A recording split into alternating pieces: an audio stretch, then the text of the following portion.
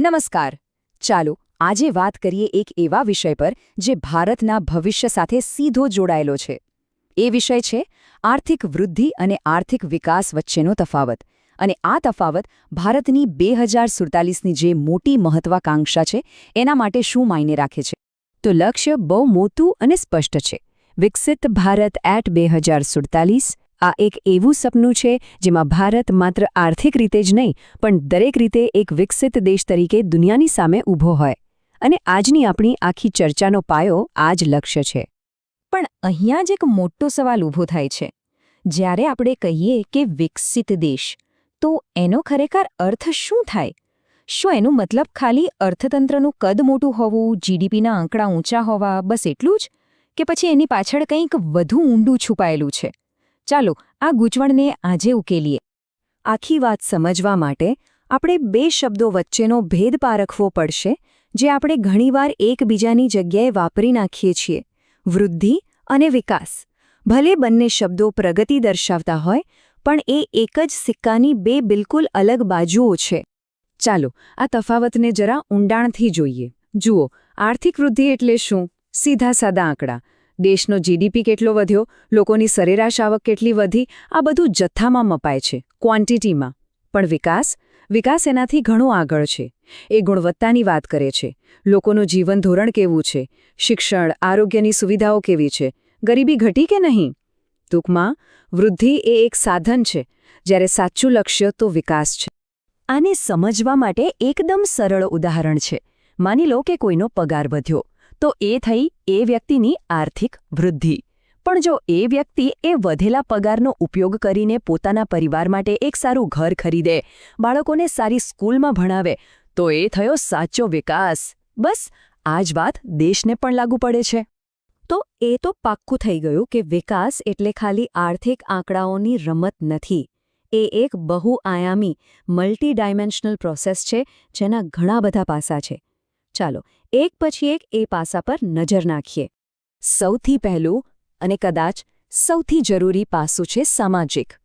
આનો મતલબ એ છે કે દેશના દરેક નાગરિકને, ભલે તે ગમે ત્યાં રહેતો હોય, તેને સારું શિક્ષણ અને સારી આરોગ્ય સેવાઓ મળવી જોઈએ. દરેકને આગળ વધવા માટે એક સરખી તક મળવી જોઈએ. એ જ સાચા વિકાસની નિશાની છે.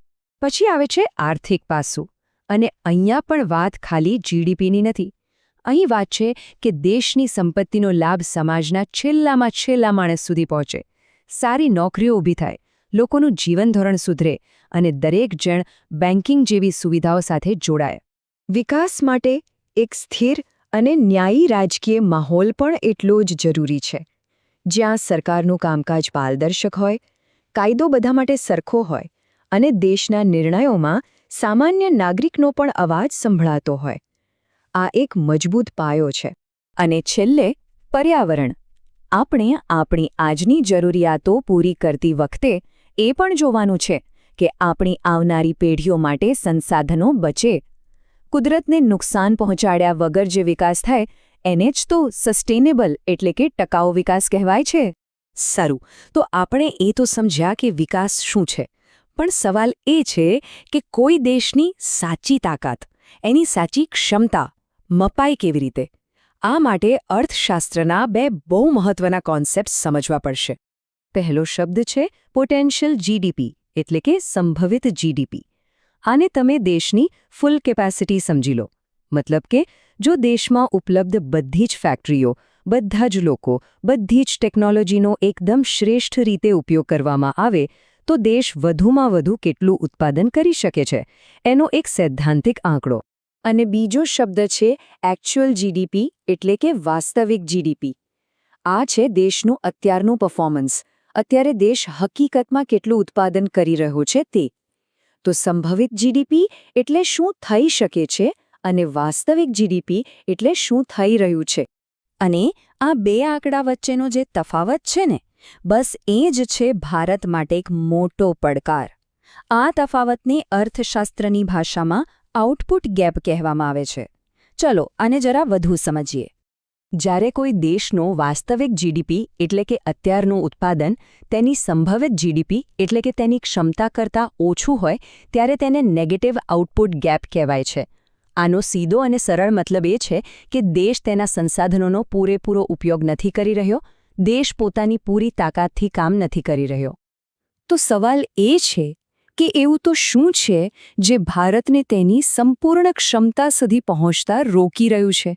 આના મુખ્ય કારણોમાં ગણવામાં આવે છે અપૂરતું ઇન્ફ્રાસ્ટ્રક્ચર, જેમ કે સારા રસ્તા, બંદરો અને વીજળીની કમી. અને બીજું છે નબળી માનવ મૂડી, એટલે કે આપણા દેશમાં સ્કિલ્ડ, કુશળ અને શિક્ષિત લોકોની હજુ પણ અછત છે. આ બે મોટા અવરોધો છે. અને આ બધી વાત આપણને એક મોટા અને અંતિમ સવાલ પર લાવીને મૂકી દે છે.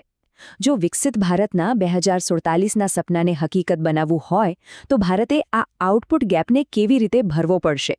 દેશની આર્થિક વૃદ્ધિને લોકોના જીવનમાં દેખાય એવા વાસ્તવિક સર્વસમાવેશક વિકાસમાં કેવી રીતે ફેરવવી પડશે? આ એક એવો સવાલ છે જેના પર આપણે સૌએ વિચારવાની જરૂર છે.